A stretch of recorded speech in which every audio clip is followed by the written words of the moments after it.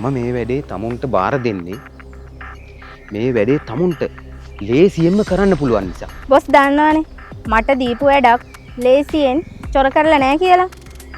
අනිත් game play කරා වගේ අපි මේකත් ප්ලේ කරමු.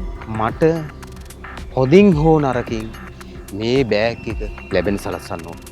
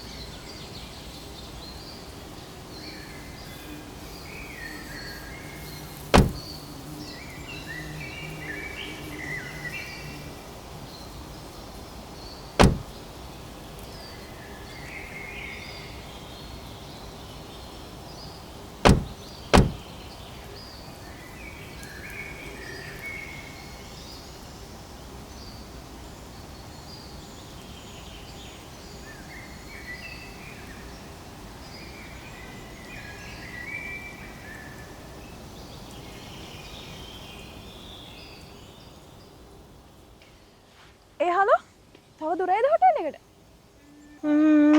මැප් එකේ පේන විදිහට නම් අපි ළඟටම ඇවිල්ලා ඉන්නේ.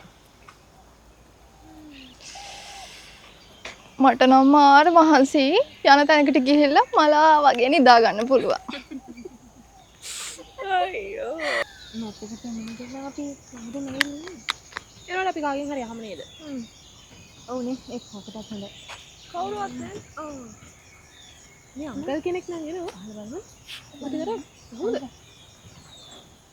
කෙනෙක් අහමු. එක්ස්කියුස් මී අංකල්.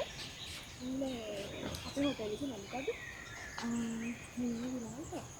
මේ හොටෙල් එකට තව පොඩක් දුරට. ඊපස්සේ තමයි මැප් එකෙන් නම් පෙන්නන්නේ. අපිට ඉක්මනට එතනට යන්න ඕනේ. අංකල් දන්නවද ඒ ගැන විස්තරයක්?